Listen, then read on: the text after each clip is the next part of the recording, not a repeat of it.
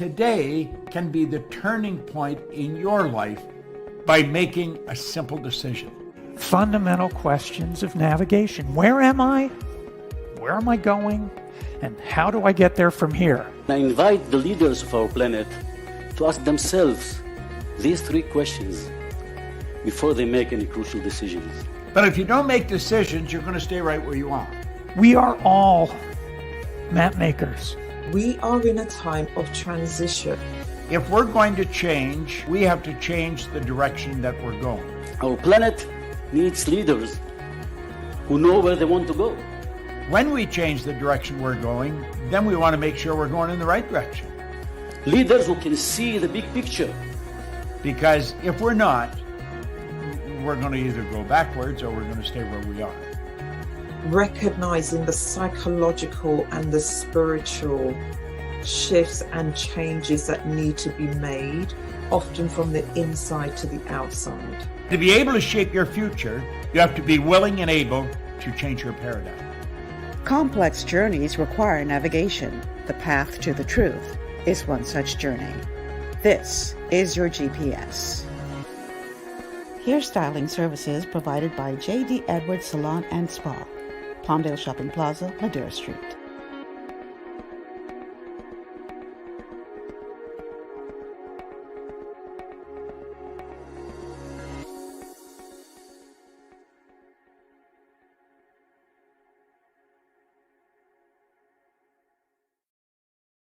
Today. So I am calling this show today, Hidden in Plain Sight. What are they really after in Morgan's Bluff? And it's kind of interesting that I'd be doing this show because this show in part, well, the topic of this show, I should say, in part, was one of the reasons why I believe my former show was abruptly canceled. It makes one wonder, you know, were we mashing some corns there? Or what really went down?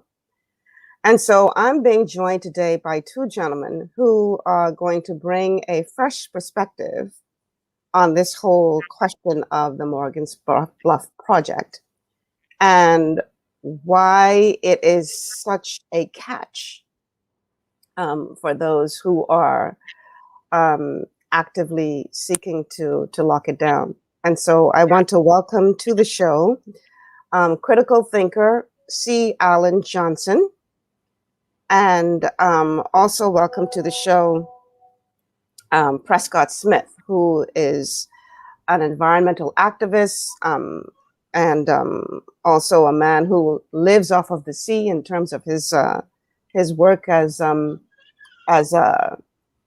what do you call the work that you do, Prescott? You are a guide.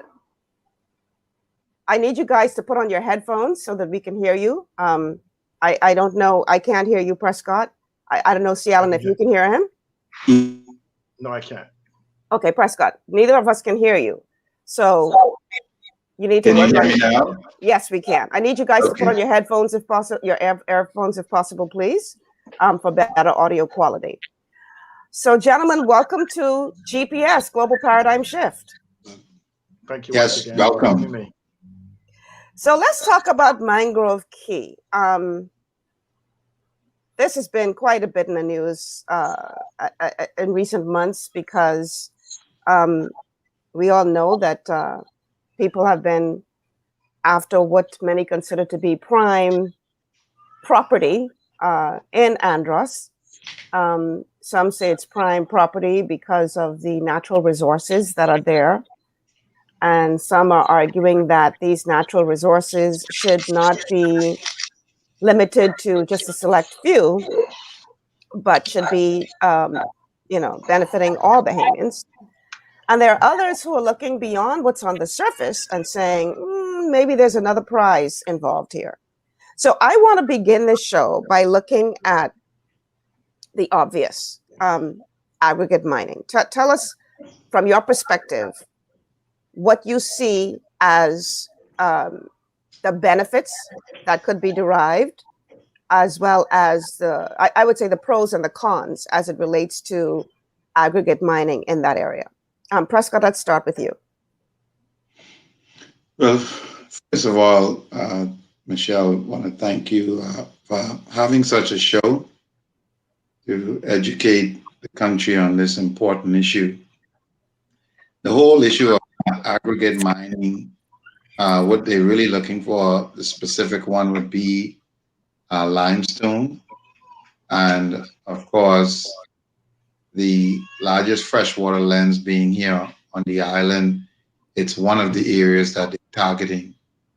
And that is what's on the surface.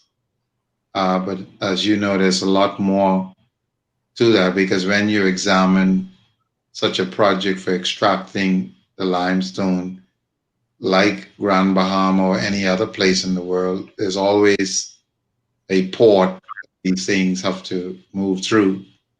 And so there's much more to this project than meets the eyes. Of course, we have the purest calcium carbonate in the world. And so that resource is used in so many things that we use in our daily lives, from cement, when you think of thousands of products, really, glass, and see Alan being a tech who can tell you a whole range of things that the limestone is used for, you see. But I am very keen and excited about this show, because you're gonna be exposing to the public so much more than meets the eyes. Yeah, beyond the proposed site that they are bringing out to the public, the location where they want to mine. I've had a few of the special interests said that they are just looking to lease Morgan's Bluff for so many years and then turn it back over to the government or the Bahamian people. But even the amount of years they're looking at, again, 40, 50 years, we know that's, it's so much more to it than that. Yeah. You have been one of the persons that they have been trying to woo. You are a resident of Andros, and as you are aware, there have been many public meetings as it relates to this project. What are some of the things that they have been saying to you to try to convince you to embrace this project? Well, Michelle, I've had everything from death threats to bribes on this. Wow. So it's nothing new, and I'm not intimidated by such mindsets, because this is a global situation.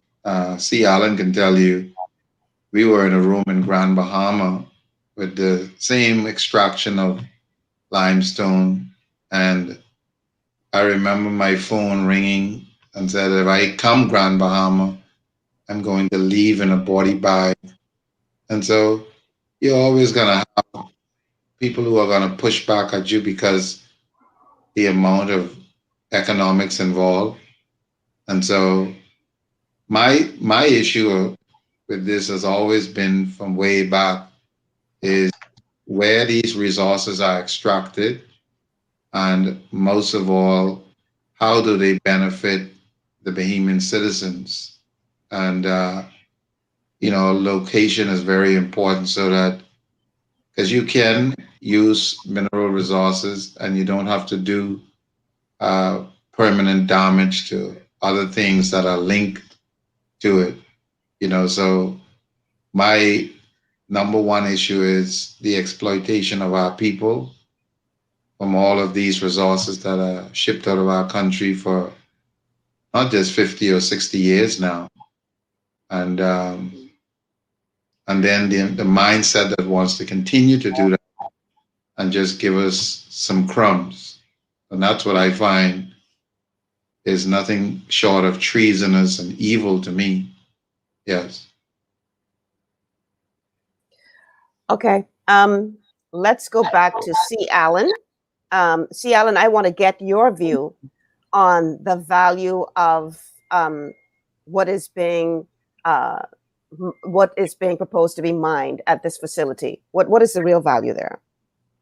Let's first say this is not only about mining. This is about global commerce. This is also about. Are you hearing me? Yes, I'm hearing you, and I know it's Yes. not just about mining, but I want to pace the No, show.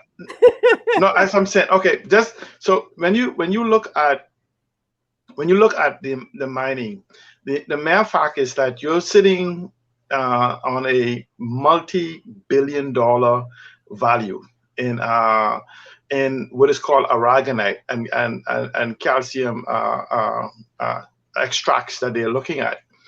But you're also looking at the fact that this is true. If you look at the value of this extract, this is not ordinary extract. It's sitting on a water field, meaning that the precipitation that it became in that particular area has already rinsed and purified and cleaned this what they extend to extract. Now, we could get into the damage they're going to do. That's going to be worth billions of dollars of damages, but their concern is not $1 billion worth of damages, but more so concerning the value of the aragonite that they're taking out. What people have to understand is what aragonite is used for. You know, I've heard many people talk about it, but the use of aragonite, as we call it, calcium carbonate, calcite, or any variation of it, is the engine that drives the global economic growth for technology. And one of the greatest things that no one has talked about yet, and this is the first time you'll hear it in the Bahamas, is that Bill Gates himself has recently, with Oxford University and other universities around the world, has begun to embrace that aragonite is the solution for, get this, global warming. And he's investing billions in the use of aragonite to reflect the sun rays, to from spraying it in the sky, for neutralizing it in certain environments, for stopping the whitening of the sea. And what happens is that aragonite occurs all around the world, but there's something unique about the aragonite in the Bahamas. It's the mere fact that medical grade requires 92%. The aragonite in the Bahamas in its natural environment is 93% purity, free of chemicals and other additives and etc. So essentially, if you used to get aragonite, say, from another jurisdiction at 40% or whatever, you could spend tens of millions of dollars trying to get the quantity that you'd need corrected. Whereas you can take the aragonite in the Bahamas straight to its purpose use by simply refining it, whether it be dust or the quality, the grade of it.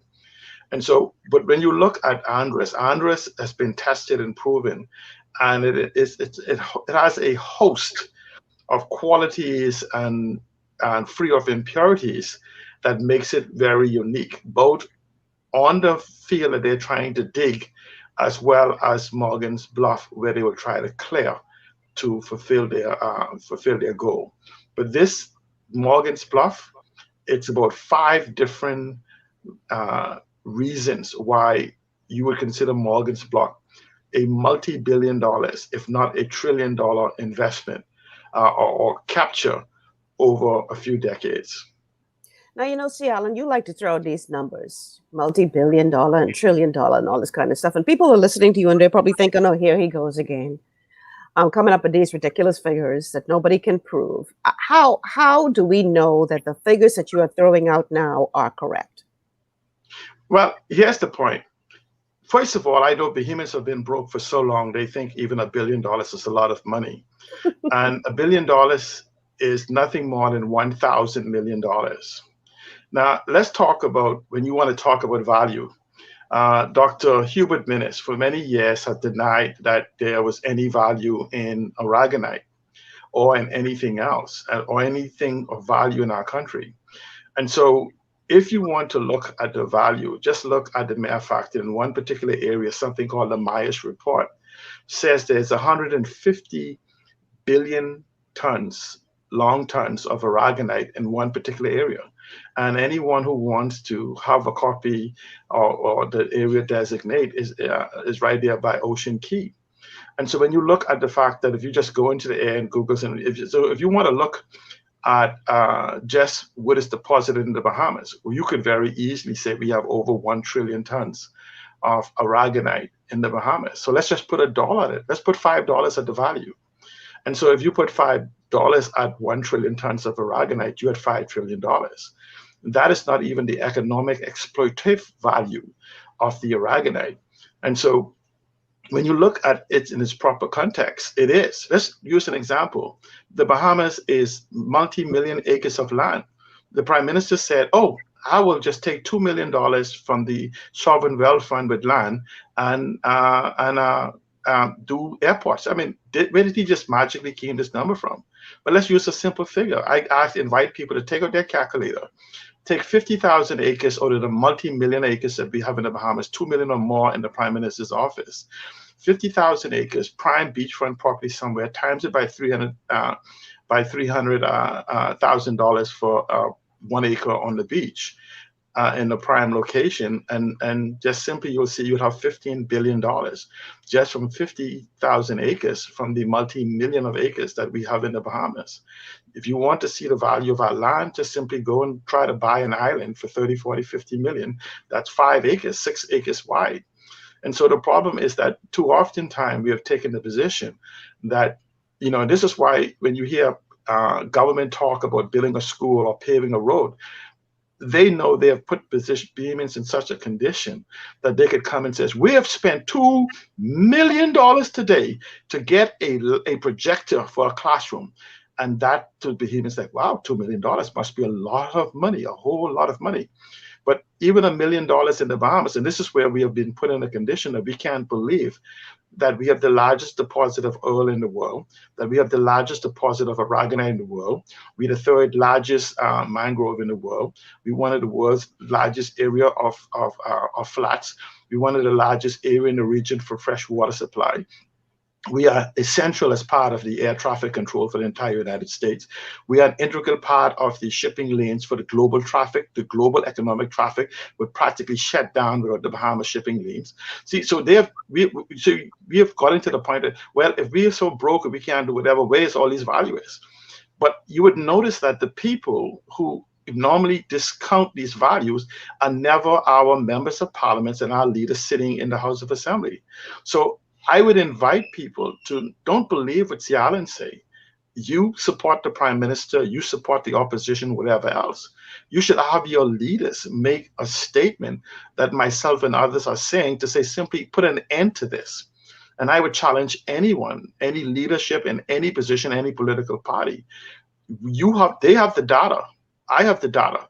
Let's have a conversation. I call names. I said Hubert Alexander Minnis, who's the current Prime Minister, is sitting on almost $1 trillion of real estate.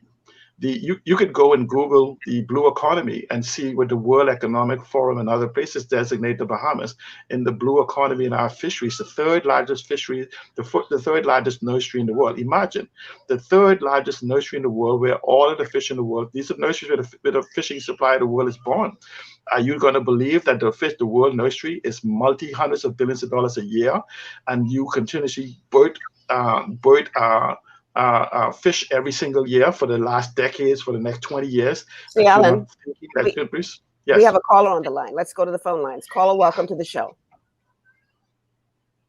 Hello, caller. Caller, you still there? Okay, guys, we cannot hear the caller from our end, so I think we're going to continue to work on that. Let's get Prescott back into this conversation while we wait for the technical issues to be worked out as far as the caller is concerned. I'm just hoping we didn't miss the caller. So, Prescott, as someone who makes your living as a guide from the sea, do you really believe that, and we're going to get to, I know we call this show, I know the topic of this show really is about looking beyond the surface, and we're going to get to that in a moment, but I want to cover this first. I want to cover really whether or not we are not tapping into an opportunity that already exists beyond beyond going into this mining. But I'm being told we have a caller back on the line, so let's try the caller again. Caller, welcome to the Paradigm Shift. Hello. Hi, you're on GPS Global Paradigm Shift. Hello. Michelle, how are you? Yeah, good, thank you. It's Andrew Allen here. Hi, Andrew. How are you? Not bad. I would have liked to have been to come on the show. I'm a little occupied, but I had to call in because I just wanted to expand some of what you and I spoke about earlier regarding the port in Arawak Port to what's happening, what's proposed to be happening with Morgan's Bluff. Okay, tell you what, I want you to stick a pin in that because I actually haven't played your clip as yet. But let me go ahead and play that clip now, and then we're going to get into the conversation about your views on this. I was actually going to go to the clip in the second segment of the show, which was going to be right after this break coming up. But what I wanted to do in the beginning and this first segment of the show is to look at the value of the material that is going to be mined, and then look beyond that. But since you're on the phone now, let's go to that clip. Clip number 1. This is a voice note from Andrew Allen that was posted in some chat group and went viral. And someone just sent it to me yesterday. And I thought, wow, this is interesting. And I tried to get him on the show for this morning, but he was obviously not available to be a guest on the show, but said he would call in. So let's go ahead and play that clip, and then we're going to get back to Mr. Allen on the phone. I'm seeing young Bahamians who don't know the history, who don't know the history of this country. And so they see policies or initiatives or people, actors in isolation. And they don't see their actions and policies within a broad framework, the framework in which they belong. Suddenly you have somebody coming and telling you, oh yeah, we need to like Mr. Ingram with the port. Oh, we need to privatize the Arawak port to bring in the expertise and then get with it. And young Bahamians might be foolish enough into believing, oh, this is just the way the world's moving. You gotta privatization. We gotta move and let in the private sector do what the government couldn't do, and all the rest of these stupid lies that are peddled. And the same thing that's been happening in this country for 300 years, just dressed up in new clothes. All this is a removal of goods from the public domain into private hands and into the same private hands. And as for efficient, these guys are efficient at one thing, lining their own pockets. Does efficiency mean bringing down costs to the public? No, because it certainly isn't. We now have a monopoly on our port, and nobody seems to notice that. Nobody seems to notice what's been happening. We now have, you can't build another port to import goods into New Providence within 20 miles of Arawak Port. Well, Arawak Port is in the middle of a 21-mile long island. So you tell me you'd have to be in the middle of the ocean to build another port, right? So they have a monopoly on the importation of everything you eat, all the cars you drive, everything. They have a monopoly on, right? A small group of the same families, suddenly massively enriched. You wonder why Brent Simonet was worth what? $50 million in 2002 and $150 million today? Because of things that the FNM did and gifted him with. Well, after he's finished with the post office, how much do you think he's going to be worth, right? And yet the public has money draining from it, funds, investment, draining from the public, from the common good into select hands. And that is not an isolated act. That is part of an agenda and part of a historic movement and tendency that's always been here, that we have to always be fighting against. And you can't fight against history when you don't understand it. When you're just one little person here, another one there, somebody with a little stupid political ambition, another person with his agenda to get some money or something. When you're all atomized and not acting as a group with historic knowledge, you're helpless, absolutely helpless. Okay, so let's put this all into perspective, because you may be watching this show and you're thinking, I thought we were talking about Morgan's Bluff and aggregate mining. What does that have to do with a port? Well, that's why I call the show, that's why I am focusing on hidden in plain sight, because the question being asked on the show today is, is the aggregate mining what they are really after, or is it that port that is the real prize? It's about the port. It's about the port. It's about the port. So go ahead and explain in detail, Mr. Allen, what you were saying. I'm not one of these who's crazy about the whole natural resources thing.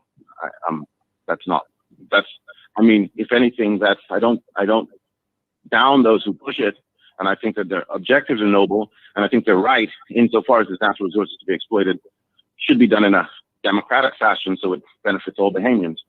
But I approach it from what's right here, right now.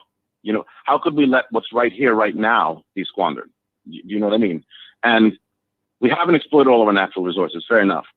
I'm not sure that we ever would decide to do so as a country if we simply fairly allocated what we already have, because we're already a wealthy country. I mean, this idea that we have to go and find some new wealth is absurd. But the ports are a good example of how things are, the privatization of Arawak Port is a good example of how the country continues to misallocate the resources that it has by policies that concentrate wealth in the hands of a few, not just at the expense of the many, but the wealth that is generated by the many ends up being channeled into the hands of the few. And I do think the port is the ultimate objective. I think that is the important thing. The money is already, you know, it's not like going out and getting natural resources. We already have a huge domestic demand, right, for the importations of goods into the Bahamas, through Providence, to the point that the people, the merchants in Florida, you know, see it. They recognize New Providence as this little hub off their coast that is a monster importer, you know. And the port of Arawak Port sums up what I see happening with the port at Morgan's Bluff, which is that the government, operating on a make-believe premise, which is that the Bahamas government cannot afford to fund its infrastructure, which is it's a self-fulfilling made-up premise, right? Then moves to the next proposition, which is that we need to bring some sort of private public partnership to bear to take care of these basic infrastructural needs. And all that leads to is the public investment that's already taken place. That port is a gem, whether or not there's natural resources about it. The port of Morgan's Bluff, I've been told, and I'm in this business, it's unrivaled in the region in terms of logistical location, the depth of the harbor, just the overall fineness of that port, right? Proximity to New Providence, proximity to Florida. That port is something that was built by the government of the Bahamas, funded almost entirely by the population, but because we have a regressive tax structure, funded almost entirely by the poor of the Bahamas, now proposed to be essentially partnered in such a way that private interests will be profiting from it. And we, as you know, we're told that there'll be some efficiencies as a result. But where do they ever come? Where do efficiencies ever lead to, for instance, a reduction in the cost of goods imported into the Bahamas? Never. Absolutely never. I want to bring C. Allen and Prescott back in on this and keep you on the phone as long as you can stay with us, Mr. Allen. I want to read a post that was in response. What I do in the morning is I send out a general message to everyone saying what the show will be about. And in this particular chat, I sent out the message to say today on GPS, hidden in plain sight, you know, what are they really after in Morgan's Bluff? And someone responded this way: "This is so silly. A public dock surrounded by private land. None of the land is for sale, and not a single company or any significance has engaged with the Port Authority for use of the facility. In fact, this conversation should be about establishing a PPP or inviting a development group to upgrade that facility and let it compete with Nassau and Chub Cay." Gentlemen, how do you respond to that particular person? Typical. I mean, it's typical. It's This is the lie that's sold. This is the narrative that's sold over and over again. It's an F&M narrative. I'm not going to mince words. This is the narrative that, and both parties have picked up on it. This is the narrative that entered the Bahamian sort of political received wisdom with Mr. Ingram's government and has lingered about. That, again, look at the premise, right? Firstly, okay, this court's surrounded by private property. What does a government do when private property is required for a very important infrastructural or social objective? The government acquires that property, right? Secondly, there's this notion that what's needed is funds to come in from the outside. The funds have been spent. Bahamians have built that port, right? That is a fine port. It's sitting there, right? The idea that the government of the Bahamas, you know what kind of countries depend on PPPs? Countries don't have any money, right? The Bahamas isn't close to that category. That's what's so ridiculous. The Bahamas chooses that we're not going to tax. Okay, so let's say the Simonette Group comes in and moves it, as an example. I'm not sure if it comes in and becomes the Bahamas. The Simonette Group doesn't pay 1 penny corporate tax on hundreds of millions of dollars of income from Commonwealth Bank, right? From Hot Mix, not 1 penny. They don't pay 1 penny of tax. And the government not Why? 1 penny of corporate tax. Of course not. We don't have corporate tax in the Bahamas. The Bahamas government chooses not to have money. Not just does it choose not to have money. No other independent country doesn't have income tax on the wealthy, right? No other independent country. Only little micro states like Cayman Islands and Turks and Caicos, well, they can do when you got 20 or 30,000 people, and they don't have a middle class, by the way, but no other country, no independent country has no income, has no aspect of progressive taxation. The Bahamas government, my father was Minister of Finance, as you might know, under the F&M government. And I've had many discussions with him way before that, and when he was in the central bank. The Bahamas collects 17% of its national wealth, 17% in taxes. The world average is 40%. The U.S., hardly a socialist country, goes between 38 and 43% since 1980. The Bahamas collects 17% of its national wealth in taxes and in revenues.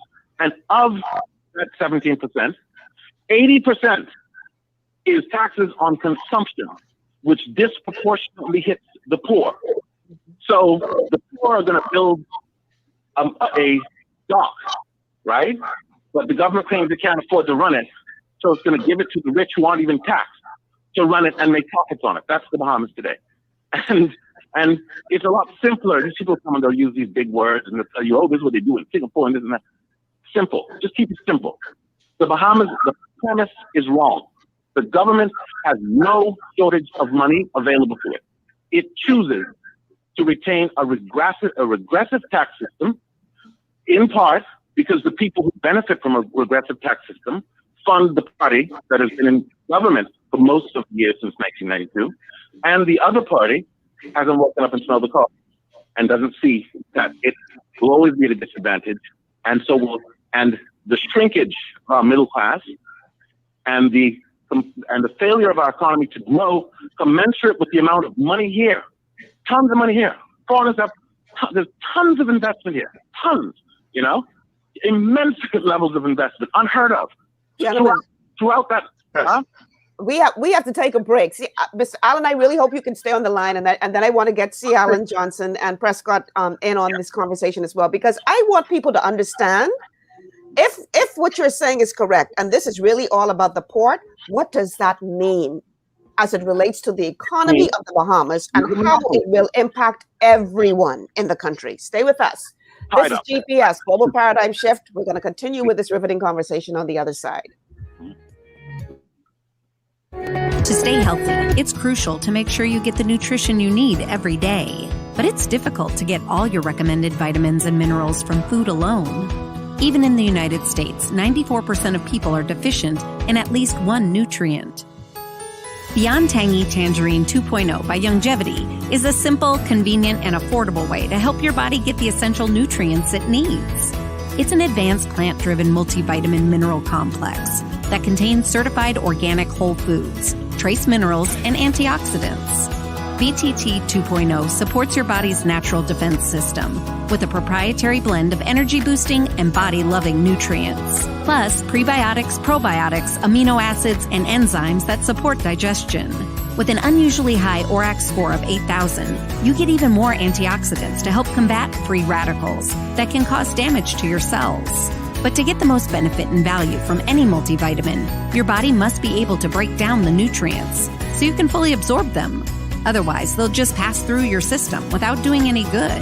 Beyond Tangy Tangerine 2.0 was specially formulated with synergizing cofactors to ensure you get maximum nutrient absorption. Beyond Tangy Tangerine 2.0 is the easiest way to give your body the balance and complete daily vitamin mineral supplement it needs for optimal support of your overall health. To learn more, contact your Youngevity associate. For all your building needs, it's Carib Construction and Project Management on Gladstone Road. We build it all: schools, homes, hotels, and more, including structures requiring a Phase 3 electrical contractor. We also provide project management services. The first step towards your dream building begins at Carib Construction and Project Management. Call us at 376-1556 or 341-4466. At Lee Air, safety is our #1 priority. Flying since 1996, we offer scheduled flights into Fresh Creek and Mangrove Key Andros and Great Harbor Key, Berry Island, twice daily, 7 days a week. Affordable charter services are also available to anywhere in the Bahamas and the Caribbean.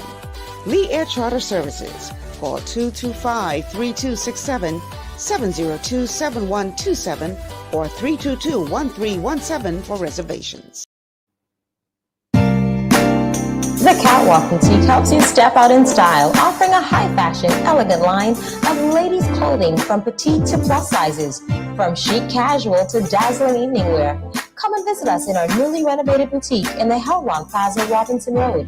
We're also the leading distributors for wholesale and retail on Hetty's Pantyhose, as well as wholesale beauty supplies, also offering services to the Family Islands.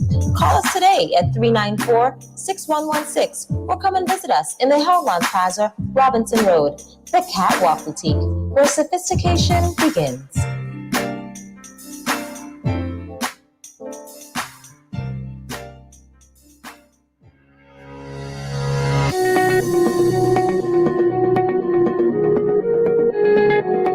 Welcome back to GPS Global Paradigm Shift on Glory 93.9 FM. I'm your host, Michelle Malcolm, today chatting with C. Alan Johnson, Prescott Smith, and hopefully still on the phone, Andrew Allen. And we're talking about, the topic of the show is hidden in plain sight. What are they really after in Morgan's Bluff? Now, here's the deal.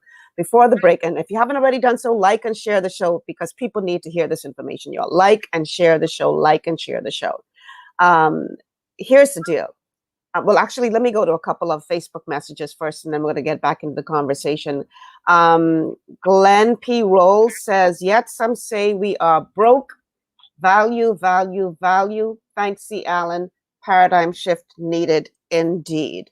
Ian Smith says, the brother has some valid points, but the World Economic Forum was established by what I call a modern-day Satanist. One Mr. Schwab. These are very same people behind the pandemic. All right, let's go down a bit. Glenn P. Roll, this is so wrong. This is so evil. Policy that drains the public purse. Andrew Allen. Let's see. Cordero Seymour says he's correct, but cool with the shade. All of y'all need to work together because all have the same message. Okay. And finally, Delphine Thompson says that's the problem with Bahamians. They would never come together for the common goal. Time to stop hating one another and become the greatness team. I guess you mean team in the history of the Bahamas. Okay, so let's get back to the conversation with regard to this port. If you gentlemen are correct in that the port is the real prize in Morgan's Bluff, at Morgan's Bluff.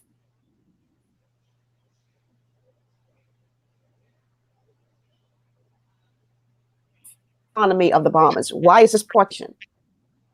C. Allen? Well, yeah, let me just first deal with some issues on the part. Mr. Allen said that about natural resources. The majority of the ports in the Bahamas are part of a natural archipelago type environment. They are or should be listed as one of the natural resources. When I came back home almost 20 years ago, and I went to an open show on Business Outlook where they were talking about the development of Eleuthera and Mayaguana. In fact, when I got up in the meeting and contested the fact that the person was representing that Mayaguana was a backward, dirty water type environment, I got up in that meeting and says, no, you absolutely incorrect. Mayaguana was a naval and Air Force staging post for the United States government in its confrontation of Cuba during the Cuban Missile Crisis. And it had one of the longest airport, and still does, one of the longest airport in the Caribbean, as well as one of the deepest harbor there is. That not only contains certain materials, that nuclear submarines and everything else was planted there. And that is when I began to realize that there's some things that's going on. And I've always been an advocate about on ownership of the harbors. And the major harbors in the Bahamas that has been targeted going back 20 years that I am aware of in my return home has been Mayaguana, has been Abaco, has been Grand Bahama and Andres, as well as the one in New Providence. Now, I have no issue with Mr. Allen said, except that the argument becomes one of consumption as opposed to economic growth and development. Yes, the cost is exorbitant, but the whole concept is that how does these ports fit into something that's greater? Let's go to the Andres port. There's a concept in global shipping for post-Panamax ship.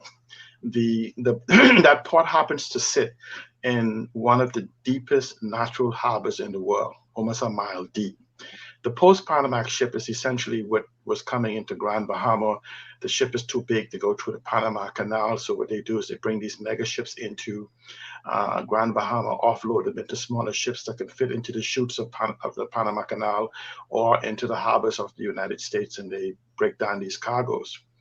The Morgan's Bluff harbor, sitting at the mouth of one of the deepest harbors in the world. You would never find a ship that goes 1 mile deep.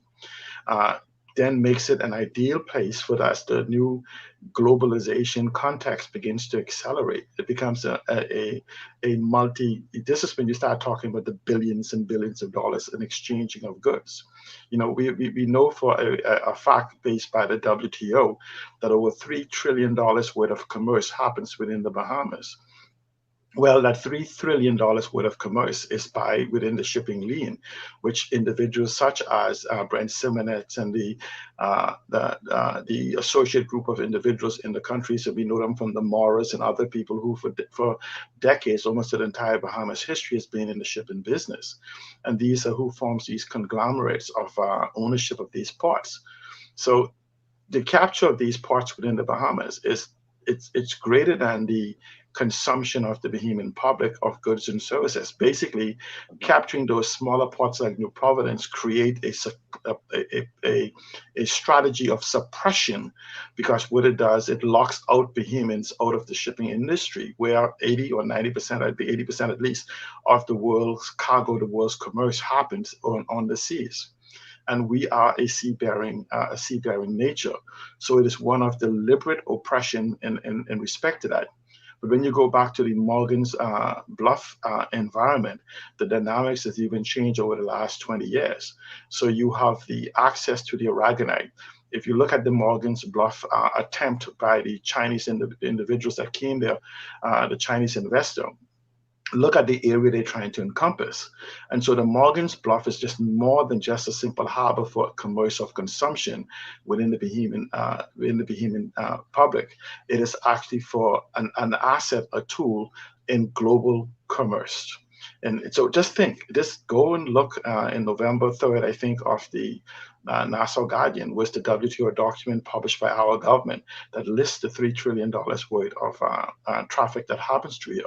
So what happens is if you are able to capture that, in fact, I can show with unrefutable proof in the agreement of the Oban deal, I think it's page 27, the Oban deal was about capturing the Freeport Harbor more so than it was about building an oil refinery. These are all linguistics, gymnastics, and contortionism that they allow, bring into the public domain, get their domains to push and advocate and fight for. I agree with Mr. Allen with the fact that the Bahamas does not lack money. Our strategic location and the value of our land, as I explained to you, is in the value of the billions of dollars. Just use an example. Go to the hotel, I think that's what we call it out west, Bahama. Bahama came about built on the assets of over $1 billion of crown land and other assets that we give them that they incorporated. Oftentimes we get from bamboozle with this concept is that we're building a $4 billion this and whatever. But let's look at the actual construction. The construction was a little over $2 billion. So that means the Bahamian people put in almost 40 to 50% of the value in building that, yet we don't own anything of it. And so and this is why I'm a very strong advocate of this thing called a sovereign wealth fund. I'm just interject this here. My idea of a sovereign wealth fund is to put all assets of the Bahamas government, of the Bahamian people, known and unknown, tangible and intangible, into a sovereign wealth fund. Then we can hire sovereign asset management people, the same people that these individuals go to exploit the value for us.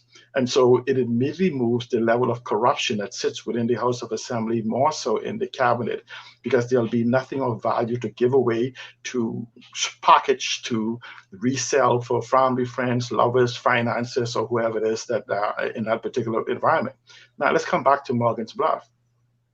When you begin to look at the fact that Morgan's Bluff and the billions of tons of aragonite that also sits right off that area, and you saw that in the capture notice that the Seminet's original proposal, or the Chinese original proposal, which included the same Seminet grandnephew or whatever his relationship is to them, now it is you notice that the argument has been modified to now include this well field.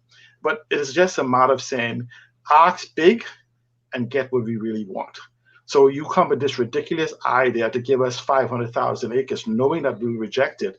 So it becomes more reasonable when you say, well, since the 500,000 acres, which was in the 90s rated by the United Nations that having a value of $50 billion, that exact same 500,000 acres had a value in the 90s as United Nations when it was listed as part of the Eden Project of $50 billion. And that is before we knew the value of technology and all of the other assets that sits here.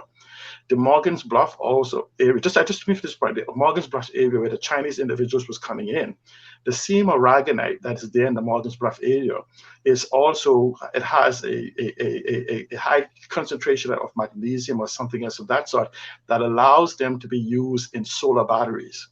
And so the problem is that we have just not been educated as to what is it that we have within our country. And I've documented maybe between 80 and 90 natural resources. And each one of them has its own value that we need to have a discussion on. Let's hear from Prescott. We haven't heard from him in a while. Prescott, let's get you in on this conversation now.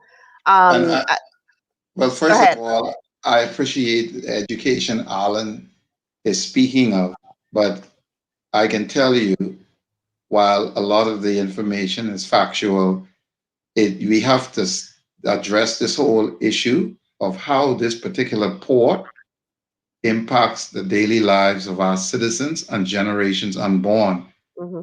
Andrew Allen explained this the best I've ever heard, bringing it right home to Bahamians what this is really all about. Okay? This always the issue for me with natural resources never excluded these ports. Morgan's Bluff was always front and center. And Mr. Allen brought it very clear where Bahamians would know the history of Arawak Key, where there were 5 clearing places in Nassau, and they locked up the monopoly, which drove the cost of living.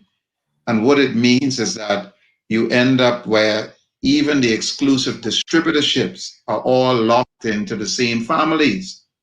So the capture of Morgan's Bluff Port, it means that 10, 20 generations unborn they will end up continuing to control this economy if Yes. they capture Morgan's Bluff Port.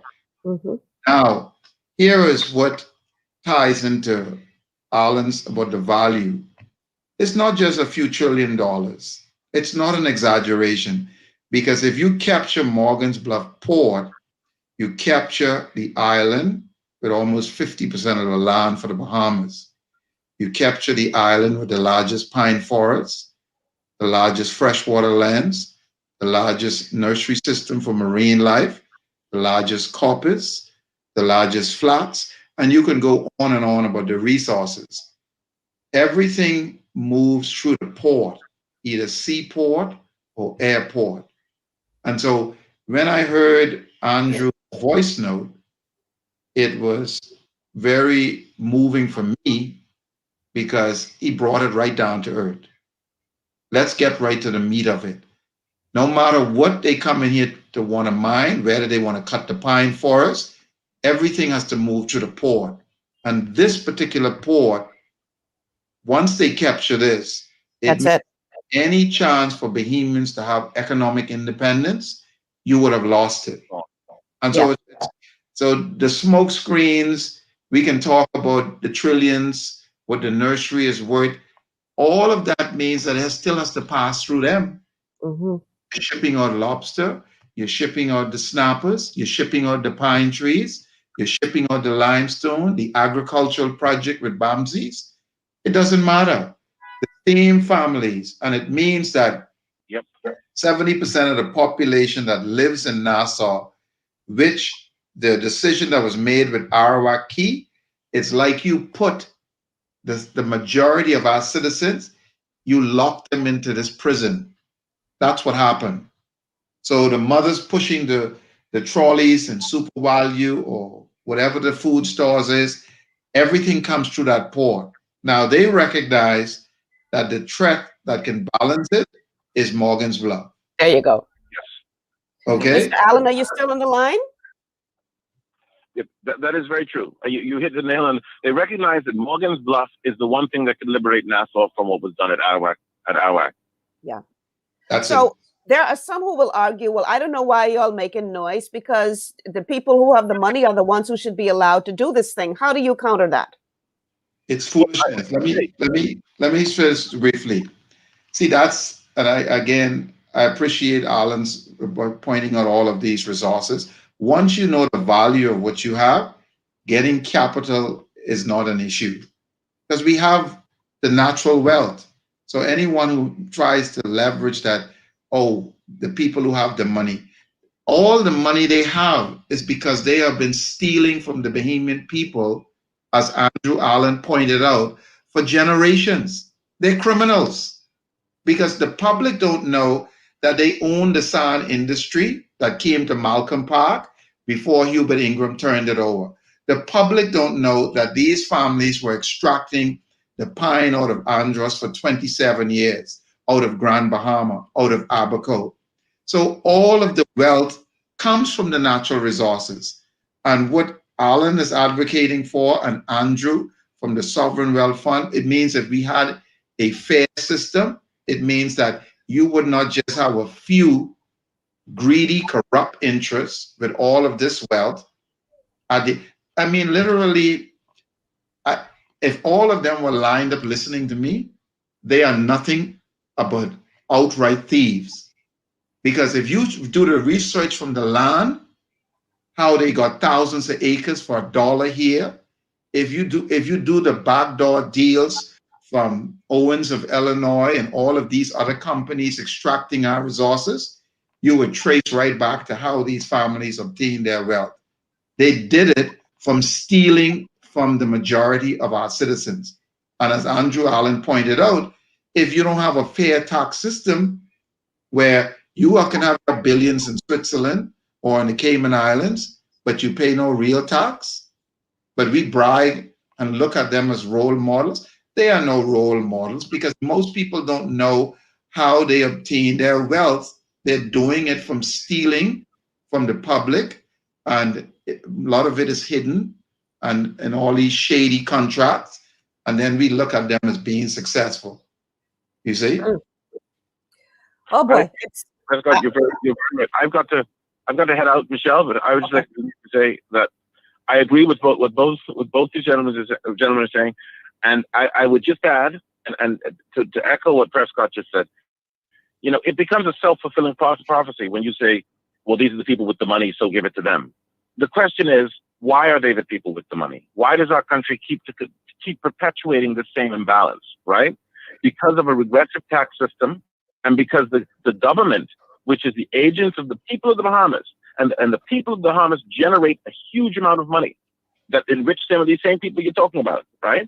That the government has not done its job in ensuring that that there is a fair balance of opportunity and money. If you go and say, oh, everybody can buy shares like Mr. Ingram did in our court, and therefore there's the justification for it, who can afford to buy shares in this economy? Who has, when they've hit you with 12% VAT, constantly rising prices, and a lower minimum wage in the U.S., which is a cheaper country, who's supposed to have money in their pocket to buy shares? And so it's the historical and infrastructural framework that keeps perpetuating the same outcomes. You know, they have the money, so then let them do something that's going to cause them to have even more money relative to the general population. No, let the government value what it has done as an agent of the people already, to have dug that port, and what it owns, and the value of what it owns, right? To build and steward.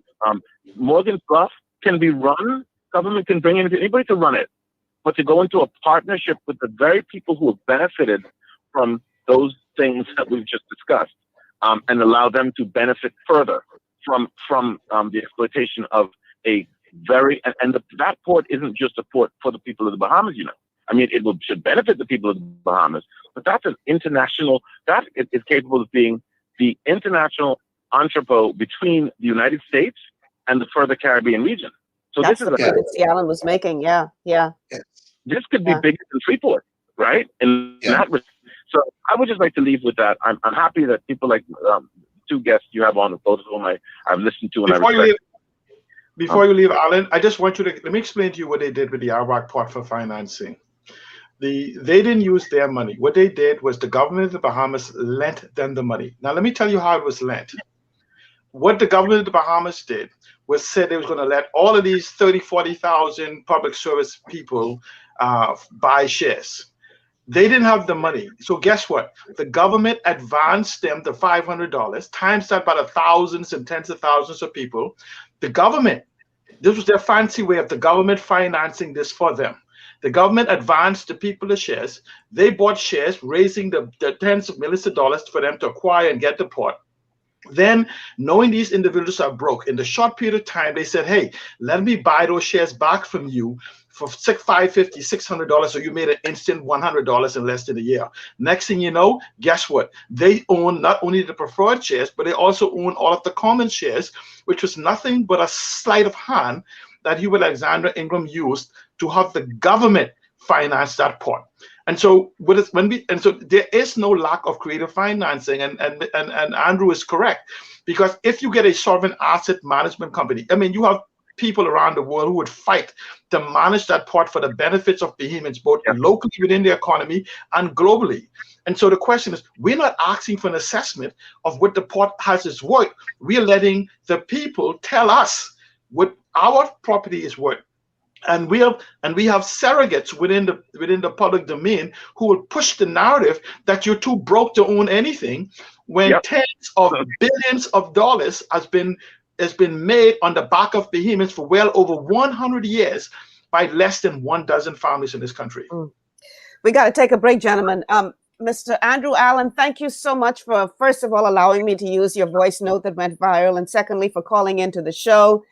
Man, this thing is so deep, y'all. This is really all about systems that have enabled the continuation of privilege, power, and greed, and national backwardness, because it holds the whole country back. And if even those recipients of this privilege were a little more open-minded and forward-thinking, they would realize that they themselves would benefit from a country that was overall more progressive.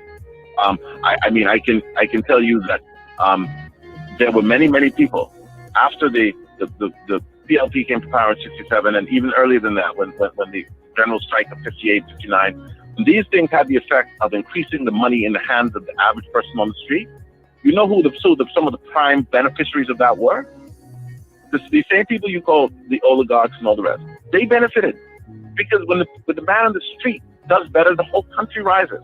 Yeah. The bottom of the pyramid has more disposable wealth, and the smarter among them know that, right? And so I'll leave you with that point. But it's been enjoyable, and please keep this up. And both your guests, again, I congratulate them on keeping these things in the public domain.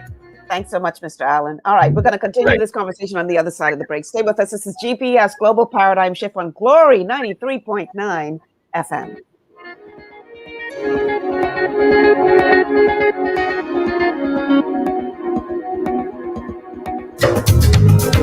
Boy, here calamity.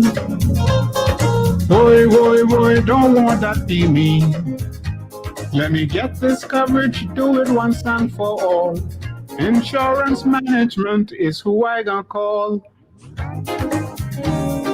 When calamity strikes, we're here to keep you safe and secure. With offices in Nassau, Freeport, Albuquerque, Luther, and Exuma, Insurance Management, we cover the Bahamas. Looking for an extraordinary junior high school with caring, qualified staff and affordable tuition? Then come visit us at Elite School of Excellence, an affiliate of First Step Academy. ABECA-focused and Ministry of Education approved, we foster discipline, integrity, and wisdom while molding our students for success. Call us at 341-8846 or stop by First Step Academy schools on Fire Trail and Soldi Roads for more information. Understanding your microbiome, also known as your gut ecosystem, can change everything you thought you knew about nutrition, digestion, immunity, and metabolism. Keeping your gut ecosystem healthy and balanced is essential. Ultimate Microbiome by Youngevity was specifically formulated to optimize this ecosystem. It provides the advanced support your gut needs through prebiotic, probiotic, and postbiotic supplementation.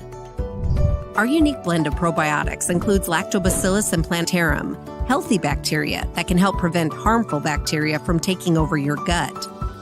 Increasing your gut's population of beneficial bacteria creates a more balanced gut microbiome, which has been shown to aid in weight loss, skin health, sleep, mood, and may even help with seasonal allergies. Ultimate Microbiome also promotes the production of postbiotics. Postbiotics are key to help regulate your gastrointestinal health. To enhance digestion, Digizyme Multi-Enzyme Complex, a blend of 5 specific enzymes, has been added to Ultimate Microbiome. It can help break down food so your body can better absorb nutrients.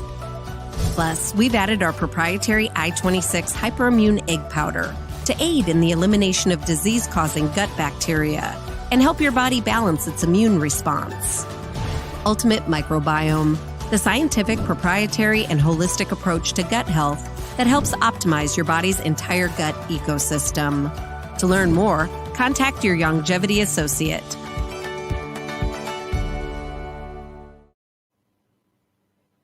Ocean blue is the best in seafood, hey, hey. Fresh out the water and affordable too, yeah. We got fish, conch, lobster, shrimp, everything you want. Ocean blue got it. Ocean blue, friendly and clean, best service you ever seen. Ocean blue is the best in seafood, yeah. Fresh out the water and affordable too, yeah. Ocean blue seafood, we are here for you. Ocean blue seafood, no one else will do.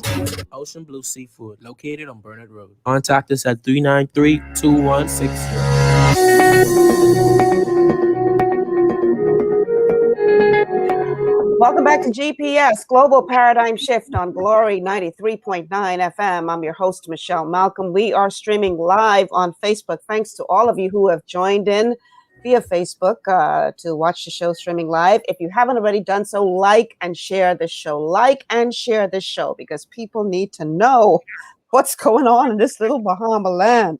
I want to throw out the telephone numbers that you can call in or text line. Our text line is 828-2543, 828-2543. And the call line is 828-3543. 828-3543 is the call line. Let's go to a couple of the Facebook messages now before we get C. Alan Johnson and Prescott Smith back in on the conversation. Felicia Delancey says, yes, this knowledge is powerful. She also says, yes, Prescott, you are 100% correct. Let's see. Boy, there's a lot of messages. Ashley Alexis says they got wealthy from exploiting our resources.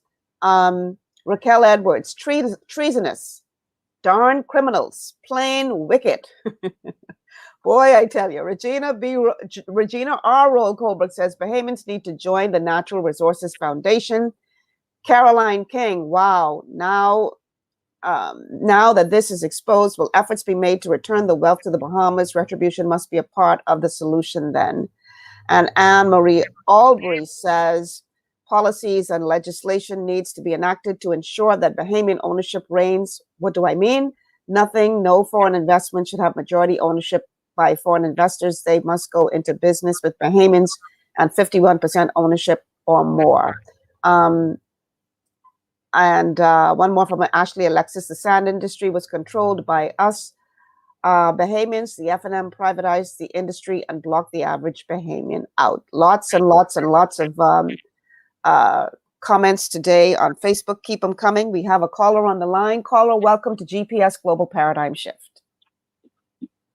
Hello. Hi, you're on the air. Oh, thank you very much for taking my call. But I also wanted to ask your guest, and good afternoon to everybody.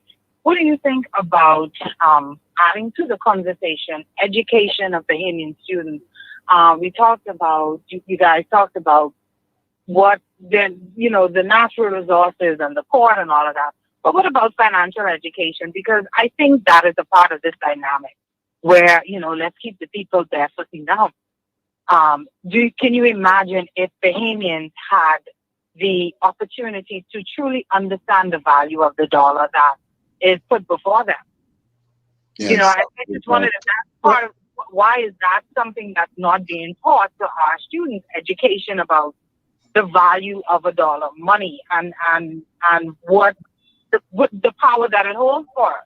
Well, I will let the guests answer, but I dare say that that's intentional. Why should I empower you with education? Because when you're empowered, then you're going to come after me in my position, quite frankly. But let me let my guests respond to that. Yeah, I would agree. I would agree that it is deliberate, and it actually began in the 80s when they shift the educational system. Because believe it or not, at one time, and this is how I ended up in the United States, even at a company such as IBM in the 80s when they were developing the PC, was that they actually used to come to the Bahamas and farm intelligentsia from the Bahamas. And so a deliberate shift when they began to see that a class of Bahamians were excellent learners and they were aggressively going around the world and making conquests. So they created an environment for us not to return. It's almost like if you watch the oligarchs of the cave, the oligarchy of the cave is they wanted to make sure the cave was in a place that we would not come back to influence the people. But here's the thing about education. One of the most powerful things is that when you empower people, they will demand better education. They will demand better environment. They will demand learning about what it is they possess. And so, yes, it was a double play of keeping them dumb and separated from the information. And this is why, for me, the immediate capture of the assets in the Bahamas into a sovereign wealth fund, then they would become interested in understanding where does this value come from when you begin to document, let's say, the 100 different resources we have that's worth in the billions and trillions of dollars, because it becomes theirs and their custodian. They will have more time as they're trying to eke out a living. They will have more time to study that which they live in an immersive environment, the pool of wealth and economic empowerment. But let me just answer a question concerning what we said about what has been taken away from us. I am of the Melchizedek mindset. A lot of activists and patriots believe that we should protect what's ours. I'm in Melchizedek mindset. I also believe that we should go and get what was taken. And the mere fact that if you look at our Constitution, no administration can bind future administrations. So this whole idea that we can't do nothing is a lie. Every contract that we have signed that I've examined and had the opportunity to get my hands on and heads of agreement, in spite of the penalties, there are means to break them. And the penalties are minuscule as in regards to the value. But this comes back to, again, where Bahamians are taught that $100 million is a huge penalty. There's a $500 million penalty, if I understand right, on the oil contract that we're about to go drill. So you go and this is what they tell you. Who's going to pay the $500 million? And I say very easily, pay it from the first $1 billion that we extract from the ground. We'll pay it. Let's use BTC as an example. The 49 or 51%, depending on who's counting, that they said that the $100 million penalty was there. If we had went and looked back at that, we would have seen that in the bank account was the $100 million that could have paid the penalty. But secondly, within that whole aspect, we saw later the same set of assets was sold for $1.5 billion. And so now they're trying to do the same thing with the electric, what you call electricity grid. These are all, see, this is where we have shows like yours begins to bring the education, because what they don't tell you is they're going to try to spend hundreds of $millions in loans when you could Google and see that it takes less than $350 million to solarize New Providence, but that you could pay for it within just what we spent on oil. But here's the reason. The Bahamas economy is built on a consumption-based economy, and our current leadership does not have what it takes for the new reality that we exist in, because they depend on us to consume carbon. Carbon tax, in fact, that's killing us. And so when you consume electricity, when you consume from shipping, when you consume everything, these are carbon tax for which the government gets their thing is. But the Bahamas value is from the green economy and the blue economy, which is a carbon neutral environment that the world is seeking. And so the problem is we can't get conversation in context because they also control the media. And I saw where Ashley said that, oh, they took the sand. Not anymore, they don't. No, as I'm saying, but there you go.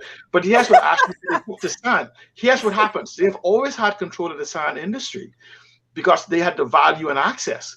What happens was during that particular time, digitization began to happen and sand became very valuable in that whole. No, but I'm talking about when you said they control the media. But I know for that media, right? But I'm just saying that's just to put some factual things in there. I need you to wrap it up though, because Prescott is trying to get in here. Okay. Right.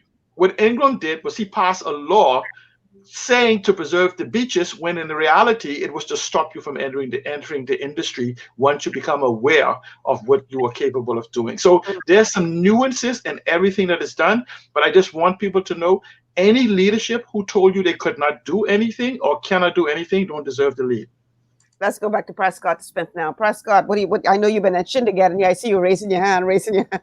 Yes, because the lady asked a specific question, and I want to answer her based on, I was appointed by the Cabinet of the Bahamas to sit on the Council of the Bahamas National Trust, right? We have to get to the root of our people and not divide them along these political lines, because that's the game they have played with us. So I specifically want to answer her question so the lady knows, as Alan pointed out, and yourself, it is not by accident we are miseducated, okay? Well, because I was the only person who has been independent, who was appointed by the cabinet, because back then the politicians knew, and these families, that I couldn't cut no deal with me, no matter the amount of money they offered me. All of these things came at me. I was thrown at the Council of the Bahamas National Trust, where the families who control this economy. And so if you look and see when it was established in 1959, when the Quieting Title Act of stealing our land was established in 1959, there is no accident that we were moving to political independence in 73, majority rule in 67. And so every time I brought up the issue about our wealth, they blocked it every step of the way.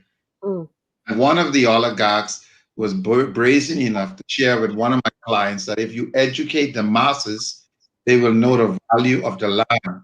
So all of the research in our country conducted by scientists from all over the world, whether they're geologists, and so they knew the wealth of this country. They just don't want the majority to know the wealth of the country. And so she is absolutely right. And I just wanted her to know. And it's very important to state this because before anyone spoke about natural resources in this country, notice Alan, and I learned so much from him. He said he came back in the Bahamas 20 years plus ago. For 30 years of my life, I brought this issue about resources in the country before any citizen. And I didn't bring it for it to be all muddied up and various agendas. It was simply, as Alan pointed out, is about the empowerment of Bahamians. And why it's important for me to say this and say this publicly. I dealt with Hubert Ingraham. I dealt with Perry Christie, the present Prime Minister. If he was listening, he called me, I didn't, spoke with him on the phone about the same families when he was in a battle for his political life. Why it's important to say this is our people are divided along these PLP F&M lines. But really, these families are behind the scenes, beyond these parties, okay? And so, as Andrew Allen pointed out, I only look at policies. This model goes way back. And so if you look at 1992, what policies came into place? The lifting of the Immovable Property Act.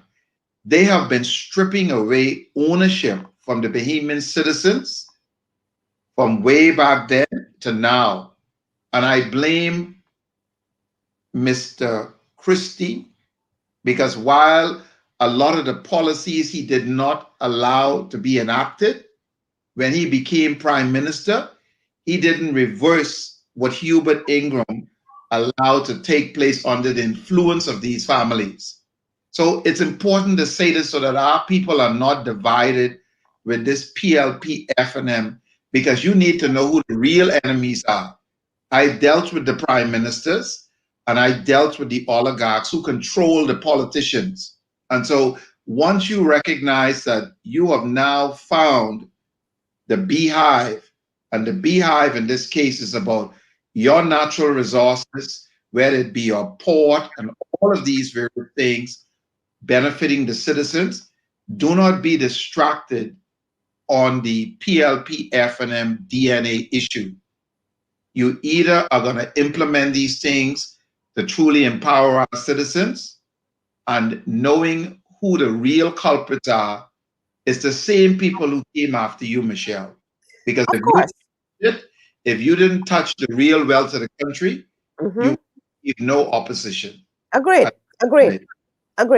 And that political polarization is what they have successfully used for generations to keep the masses down. And I honestly don't know what it's going to take for people to wake up and realize you being played like a fiddle. You're being played. And you allowing these people to do it to you again and again and again. And then you wake up and you wonder, why are we moving no forward? And what? Come on, people, wake up. Well, Michelle, I can speak to it. And that's why I say Bahamians who are listening. You know, I always share with Alan and any others who I've learned a lot from. But I sat in a unique position because most Bahamians don't know. I went to cabinet over 17 years ago and did a 4.5-hour presentation showing the wealth. Why didn't Mr. Christie allow it to be shared with the public? I was blocked by the Hollow Wescos and the Simonets and the McKinneys for 10 years before that. So if you do the math on that, that's 18 plus 10 is 28 years. So what I became aware of was that our issue wasn't just at this PLP F&M DNA level, that these oligarchs fund our elections, and as long as you maintain the structures that allow them to continue to control the main areas of the economy, then we get caught up in who gets the crumbs from the bus contract and the government appointment and this politician pretending that they're doing this and doing that for you. Whereas the real bulk goes in the hands of the same few who they insure. And I can say this publicly. I had Mr. Christie on the phone with the CEO of Procter & Gamble, the CEO of Dial, when they were fighting these families with Clifton Pier. Persons came to my lodge who the three prime ministers can't even get an appointment to see them. So my phone rings for them to hook up with Henry Paulson, who's on the $10 US currency. And that's why I can tell you how these families operate. And so at the end of the day, they want us divided, fighting each other about PLP and F&M, whereas they're behind the scenes. And the CEO said to me, he said, Prescott, he said, if you are a distributor in Texas, you do not control Georgia. C. Allen does not control Florida if he brings in Joy, but in the Bahamas, the same distributors control the port. So what will happen if you allow them to take the port with most of the land and most of the resources in the country? It means that will be locked everything up. would be on lock. It's on lock. Yes. And that is what this is all about, people. That's what it's about. What this is all about. And I'm not saying that the natural resources don't have value. Of course they have value. You've heard it on this show, and that's why I specifically wanted to start with that. Yes, there is value in the natural resources, but for these people, the real value is that port. Because once they lock that down, it's over. Dog eat your lunch.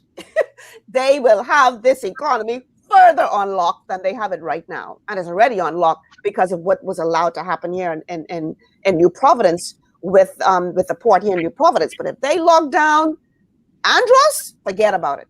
Forget about it. And that is what this is all about. And in case y'all haven't realized it, the economy of the Bahamas has been decimated. COVID-19, prior to that, Dorian and what it did to Abaco and Grand Bahama. So, but I want you to notice one thing. The economy has been decimated. The middle class pretty much wiped out. People living in their cars, people suffering, people standing on lines for an hour for $50, $20, whatever. People are suffering in this country. But certain people ain't lose nothing. No. Michelle, you're correct in that.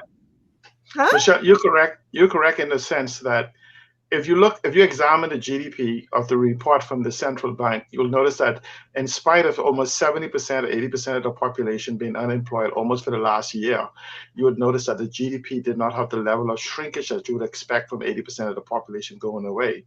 So it begins to tell you that the 80% of the population has always been living on 30% of the income of the Bahamas, and somebody else must be making that 70%. Numbers don't lie.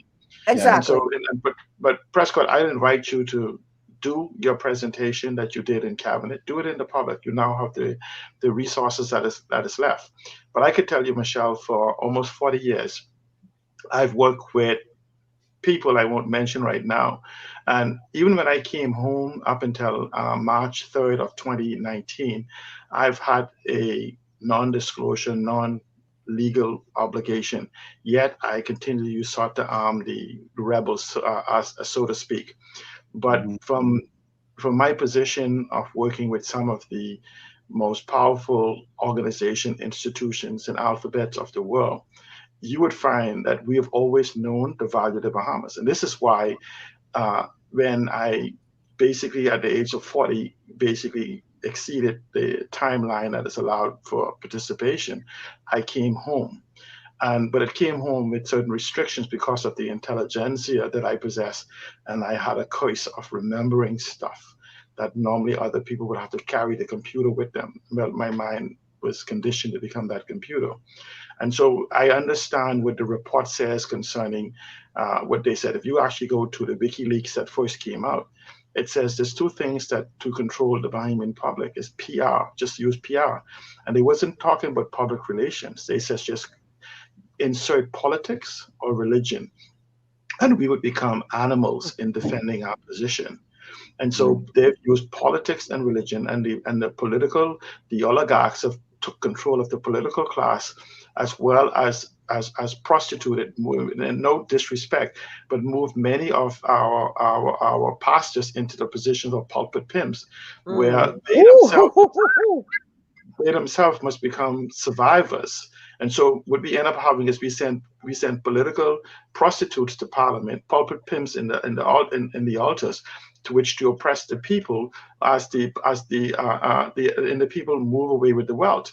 And so the key to that now is for us to wake up and realize that we are the people. Without the Bahamians, without the population, there would be no designation as the word Bahamas. It would be deserted islands, deserted keys.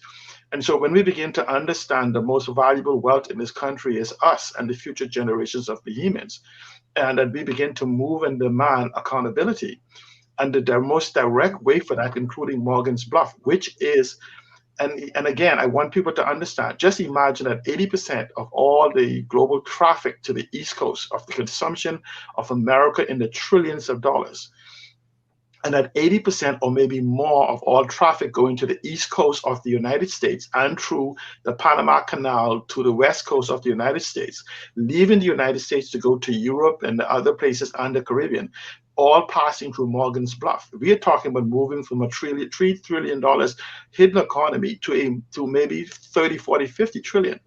COVID has created an environment where you see digitization and more ordering directly without personal contacts. And this is why, believe it or not, the post office, and we could do a show on this, the post office is the largest harbor in the world. We don't understand. The post office is a harbor in the world. And if you go back to Donald Trump, when he withdrew from WTO, he also threatened to withdraw from the global postal environment, which is also a port. Okay. So when you have a group of individuals control the postal service and all of your harbor, that ties into the United States, one of the largest consumers in the world, and the Caribbean, all of South America and the Caribbean, you then sit as one of the most powerful groups of families in the global economic commerce area. On lock.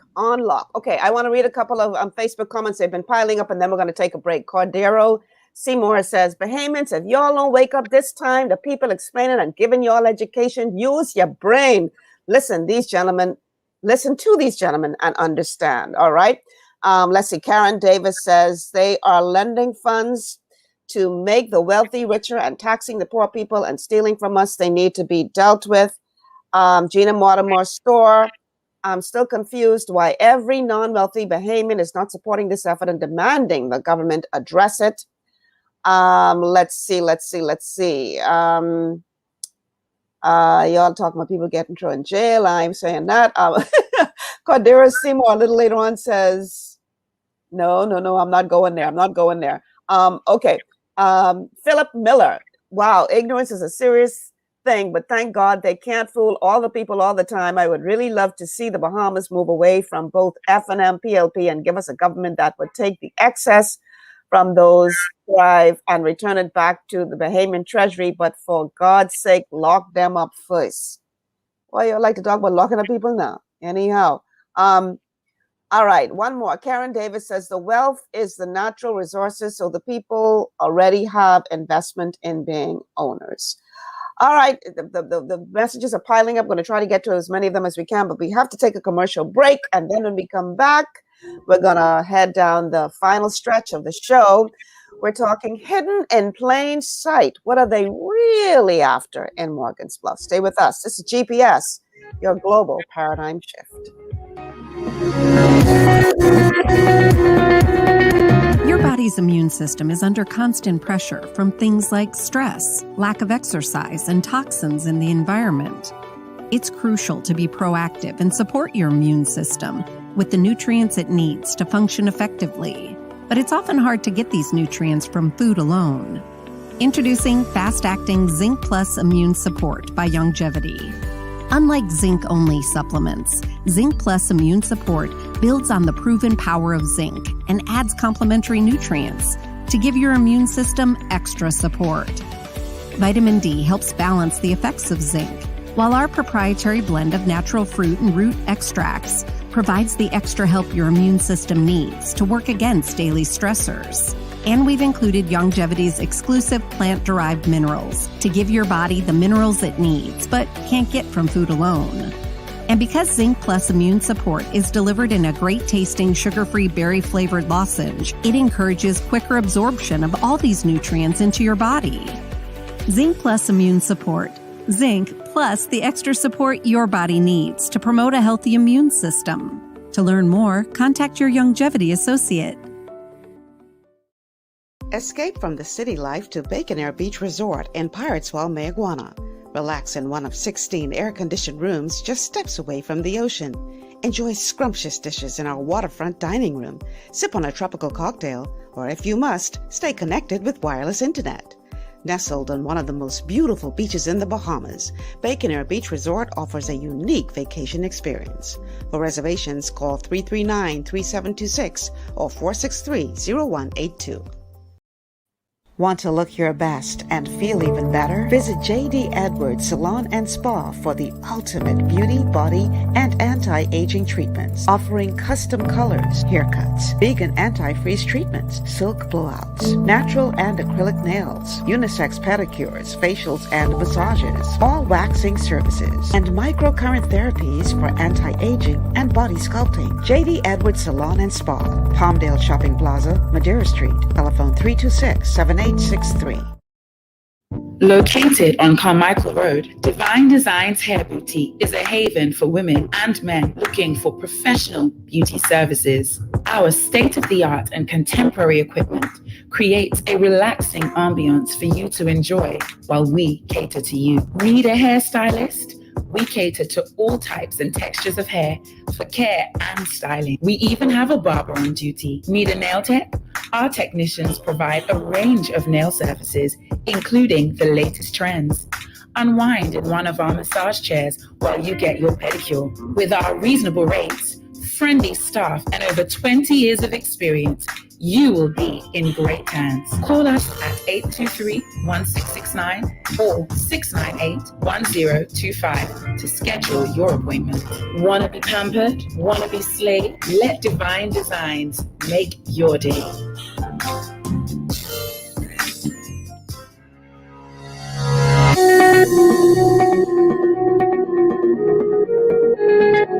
Welcome back to GPS Global Paradigm Shift. I'm your host, Michelle Malcolm, and my guests today are Prescott Smith and C. Alan Johnson, and we're talking hidden in plain sight. What are they really after in Morgan's Bluff? And much of the show, we've been talking about how, those natural resources there, the minerals that they want to mine, the aggregate mining is very valuable, yes, but the real value that some believe they're just trying to slip under your nose is that port. Because once they lock down that port, it's all over as it relates to having a lock on this Bahamian economy. And not just the Bahamian economy, but as C. Allen has pointed out throughout the show, you're now talking a global port that will be able to service the global trade between United States and our neighbors down south. And so this is a very, very important discussion that we're having today. And we'd like you to join in on the conversation. If you haven't already done so, please like and share the show. We've only got, about 21 minutes left, but like and share the show. We need this information to get out there. We need people to understand what is really going on here. I know your Facebook messages have been piling up, so let's go to a couple of them. Cordero Seymour says, C. Alan Johnson, thank you for the knowledge, bro. Thank you, Cordero, for tuning into the show today. Catherine Lewis says, I want y'all to know they hate that we are being knowledgeable. Yeah, they don't want you all educated, man, because when they keep you uninformed, then you happy in the condition you in. You believe that's the best you can do. Gina Motomostor, exactly, Michelle, I'll say it again. An ignorant citizenry is how the powers that be oppressed, and sadly, it's a global phenomenon. So true, so true.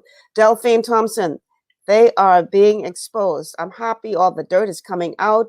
They are white-collar criminals, which they should be, I think you mean on trial for. Okay. And Gina Motomostor says, again, we need to check how wealthy foreign investors are living in these islands using the very natural resources Bahamians are being kept from. Anne-Marie Albury, Bahamians need to understand nationalism over politics. This is the stronghold on the mindsets of our people. And you know what, Anne-Marie Albury, I don't know what it's going to take to get people to wake up to that fact. Let's go back to the one you just had. Kenan Young says, we have a chance to rewrite all this wrong by doing away with these political parties. Bahamian love evolution is the way, in my view. All right. Okay, gentlemen, let's bring you back in on this conversation. We've got 19 minutes left in the show. Solutions. What can we do? What should we be doing to ensure that we don't just stand by and allow ourselves to be raped again? Go on, Mr. Allen. Yeah, I invite individuals to reach out to me. I think one of the things that we have to do is we have to begin to organize for ownership. And what I mean by that, oftentimes we spend a lot of our time screaming at the ship. And when when you go back to, say, Central Grand Bahama or Angliston or wherever it is, you didn't send the PLP to Parliament. You didn't send the FNM to Parliament. You sent a member of Parliament. And if we begin to organize, we can actually take back at least 20 of these constituencies and have the members of Parliament begin to listen to us, so they begin to represent the views of what Bahamians have. And so, for instance, if the group of us in my Central Grand Bahama say these are the things we want and we want to represent in the House of Assembly, if Mr. Iram Do Nothing Lewis was to come back to the Bahamian public and says to us that this is your position, we would be right that we could confront him and unequivocally tell the public through a press conference that this man is a mistruth or liar, as we call it, because he did not speak to what we want. But when you begin to scream at the party or scream at Minutes or scream at Brave, you get to give all of them a pass. So what we have to do is we have to begin to take our country back, constituency by constituency, member of Parliament by member of Parliament. And so if you're tired of being a broke PLP, a broke FNM, while a select group of individuals have the wealth, then it's time for you to become a rich Bahamian. So get rid of being a broke PLP and a broke FNM and a broke DNA and whatever else you want to call yourself, and then become an empowered Bahamian by virtue of putting down your shield, your personality politics, your identity politics, and begin to embrace being a Bahamian and enjoy the wealth of the country. But then you ask, well, how do we solve this? The best way to isolate the abuse that has happened in our country, the Prime Minister now has adopted the position that a sovereign wealth fund is the way to go. Not the garbage that has been given to us in the past. And I can assure you, not the garbage that he's proposing. If you want real consultation, let the members of Parliament begin to have what is a real sovereign fund is. And the way a sovereign wealth fund works is nothing to do with exploiting the assets. It is simply locking them down out of the way of abuse. And so what we have to do is basically move to ask that a sovereign wealth be established. Don't let them start talking about how you're going to spend money from a sovereign wealth fund. That's not how it works. They're confusing you and playing on your ignorance. Lock down everything in a sovereign wealth fund, all assets, known and unknown, tangible and intangible. Believe it or not, even the cancer in the Bahamas is worth billions of dollars. And so what happens is that you lock these away, and then we can begin to look for sovereign asset management companies, SAMs, to begin to exploit individually those assets that we have identified, such as aragonite, such as oil, and they'll tell us the best thing for us to do is to keep that park, such as the sand, such as the mangroves, such as the fisheries. And so each one of these become a separate thing that a sovereign asset management company does. They will exploit. Let me give you a brief of what a sovereign asset management. Michelle, if you was to play lottery tonight, I don't know if you do, but if you was to win $1 million, you would not take your $1 million and say carry it to an investment company, whether it be Sabas or Anthony Ferguson, and say, here's $1 million, give me back 15%. You'd say, here's my $1 million, see if you could expand the value of this, for which you get to take a percentage of the value you expand. You don't touch my million. And I get that. I get that, C. Allen, but here's my challenge. What you're describing would be real if we were living in a utopia. No, it's not. No, let me explain what I mean by that. Let me explain what I mean by that. The reality is we have a competent authority who just extended his power by another 4 months. Remember, we talked about that on the other show. Absolutely, How he's going yes. to keep doing this and keep doing this and hold on to this control as long as he can for political purposes, right? What you just described is what we need to be done. But the reality is the people sitting in the seats of power ain't about to do that because it will benefit them. Right, So but this is where Michelle is. we as the citizens need to do to make sure this happens, because we could be sitting, we could be here talking from now till kingdom come about what, you know, it should happen this way, it should happen that way. But as long as these people sit in power who don't have any desire to do what you're describing, what then? Because we are screaming at the competent authority, but the hierarchy of power we've convinced the people that we've flipped the pyramid. For people who don't understand, the most powerful grouping of people in the country is you. And here's how it works. The competent authority now have control of cabinet and all the other structures of governance, but the people still reign supreme. Believe it or not, the Constitution still gives you the power. It may suspend it, but you could take it away. Power never concedes anything without a demand, but power never concedes to the demand of an emasculated constituent. We can't demand anything on our knees. And what I mean by that, every member of the Prime Minister and the competent authority has no power except given to him by Parliament. Parliament could take every single power that the competent authority possessed back from him in 10 minutes by giving notice. And so, in fact, Parliament could reject his proposal on this Wednesday to extend his competent authority and move the competent authority from one man, as in law, I don't care what he says, and move it to a group of individuals. Parliament could, but Parliament won't. Parliament could, but Parliament won't. Because you know why? Because we haven't demanded of individual MP. Let's go and find your MP, and you say you tired of the lockdowns. Ask your MP what is they going to say in Parliament, and guess what? It's very close to them getting their choices, but we're going to make some choices. So you find your MP and you say to him, I want it to end. And if there is to be a competent authority this Wednesday, tomorrow, I want it to be of a collective of individuals that understand medicine, that understands data, that understands economics, whatever. Not a house of family, not a house of parasites called family, friends, lovers, finances, and foreigners. And so, and the problem is, it requires 20 individuals to vote to extend that agreement on Wednesday, tomorrow. And so we have to begin to watch them, but we have to begin to demand of them that they do what we say, not what their party says. And when they fail to do what we say, I want them to understand they will never see inside of the House of Assembly, nor will we forgive them. And if they pass it tomorrow, we could demand at the next sitting that they take it back, because the power of the competent authority is in law given to him by Parliament and can be revoked by Parliament. Okay. And in fact, and that's as simple as it is. Let's get Prescott in on this. Prescott, you are residing in Andros. You will be affected by this more so than anybody else on this panel right now.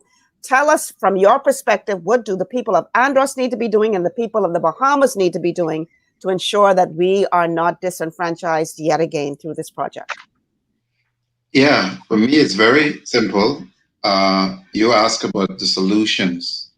So if you're going to, well, not if you, any government that is serious about empowering our people, and has to come from the citizens, pushing, like Alan pointed out. The approach to it is very simple. And that's why I shared things with Bahamians, that if you know another Bahamian, I've not sat in my position. I've been to the cabinet 3 times. Show me another Bahamian who has done it. And so you don't need to be guessing these situations. What is the solution out of this? If you're going to have a sovereign wealth fund, which you must, it's not legitimate if you don't engage our University of the Bahamas or BAMSI, because first of all, we need to do a proper audit of the thousands of resources in this country. And then what are the written things in law that says any mineral being extracted in this country is the right belongs to Bahamian citizens. And so we should not be cutting private deals like we did for generations with our sand, with our limestone, with our salt, all of these things. The same thing with our ports. Every ship coming to our country, they don't pay a single dollar environmental tax. Why is it that the container ship, the cruise ship, the oil tankers, the sports fishing yacht, and so these things are the way they are because these families who control the economy use this system to benefit themselves. And see, before this whole issue of resources became popular, we were fighting this issue. One of the biggest battles was that fly fishing legislation, which took 22 years to get passed. The 6 tourism associations fought against it. The Marina Association fought against it. The Bahamas National Trust fought against it. Not a single minister of tourism supported. And why is it? Because it's the first legislation passed in our country history that laid the foundation for Bahamians to be true owners in our #1 industry. This is all about ownership. It doesn't matter you have the gold, the diamond, the copper. It's no different than South Africa and Haiti. Haiti's got a lot of gold. They got all kinds of mineral resources. Mm-hmm. But it's about what are the policies that's going to shift it and put the ownership so that all the citizens of the country benefit from it. And so we cannot be fooled, as Alan pointed out, with these sham things of what you say, well, a sovereign wealth fund that they pass for someone to come and drill for oil or to just give you a kind of watered down version. Because that's what those families, they know that this issue is a burning issue with the public. And if they have their way, they would make this a political issue where the PLP or the FNM would be bragging and say, oh, my party implement this. And at the end of the day, here's what I want to share with the Bahamians finally. And this is going to be very brief. This whole issue of ports, and that's why this show is so powerful and timely. We didn't just start losing our ports, okay? I followed the policies from the 90s. When Ingram came in and under Christie, they were going to move Arawak Key to Clifton, right? Mr. Christie got kicked out. They locked up Arawak Key and made it exclusive to a few. So let's look at the airports. We own General Aviation. They took that away. And if you look at the different airports, the government is speaking to public-private partnership. Anytime you listen to these things, listen, look at the newspaper. They say that they're going to put out for Porter's Key. It means that once they capture Morgan's Bluff, all those mail boats that go to every family island will remain under the control of the same families. So Bahamians must realize this port issue isn't only on the sea. They have been strategically taking away the assets that belong to the citizens of this country for many, many years. Michelle, Bahamians sit there and don't realize that more than 70% of the fresh water that is used by water and sewage to the general public, it is being bought from private companies. Now you could imagine that. Your water company has been taken over and Bahamians thought that they was getting some roads in Nassau when they were digging up the roads. Water and sewage buys the water and sell it to the public at the end of the day. So they took your Batelco, they taken your power company, they took control of your water company, they taken over your seaports and airports. And you and who's in charge of ease of doing business? Who's in charge of ease of doing business? Lynn Holowesco. It's all connected, people. Yes, it's all connected. All connected. All you got to do is open your eyes and see what's going on in this country. And when you have the nerve to speak out against it, then they try to lash out against you personally. But here's the thing. Here's what I'm glad you called her name, because her daughter is in charge of the food program, right? And if her daughter was right here now, it was me and my brother who took them to the west coast of Andros in 1993. These are one of the families who have controlled our education system from the inception. And Bahamians don't realize, while they brag about being 12th generation Bahamians, we should open our minds and say, if they are 12th generation Bahamians, they were not lobbying for equality for 12 generations. You want to fight for majority rule, political independence, and then they went on a rampage to decimate the middle class and reversing all the gains that you made. But we look at these people as being credible individuals and call them successful without understanding how they obtain their wealth and what they continue to do. So I'm saying, Michelle, this is where the sovereign wealth come in. Yes, we talked about, the BAMSI and everything else. Again, here's what a sovereign wealth does. A sovereign wealth does nothing more than to take possession of every asset, including those held by BNT, including the shipping lanes and everything. We must first take 100% possession of everything. Then the sovereign wealth would fund who would engage sovereign asset management, that's when the university, BAMSI, and everything come in to begin to examine the assets. And it's the same thing we begin to look at the shipping lanes. The most important thing is very simple. A sovereign wealth fund giving exclusive ownership of all assets, known and unknown, tangible and intangible, to a sovereign wealth fund to hold in perpetual time for the shared benefits of behemoths. That's it. Then when we take possession of every single thing, even the air we breathe if we have to, then we begin to discuss on how to manage it for the benefit of behemoths. Okay, I want to read a text, and then this will give way for you guys to see how people who want to become involved, what they can do and where they can go. This text says, "Hello, Miss Malcolm. My name is Sandra Cooper. I'm an American/Grand Bahamian. The Ash family owns lands in Kemp Bay, Andros, not too far from where all the atrocities are happening. If there is a website that I can go to and get more enlightened, please forward it to me. Thank you in advance." Okay, so gentlemen, how do people get involved? What do they do? Is there a site that they can go to? Is there a petition they can sign? How do people get actively involved in this? For me, Michelle, I would simply say, look for just go to arlencjohnson.com, which gives you all of my Facebook pages. Believe it or not, I've committed myself by the end of this month to full-time go back into advocacy for education and edification of my Bahamian people. And so I will be doing some shows and and I will tune into your show because I'm going to be back here time and time again.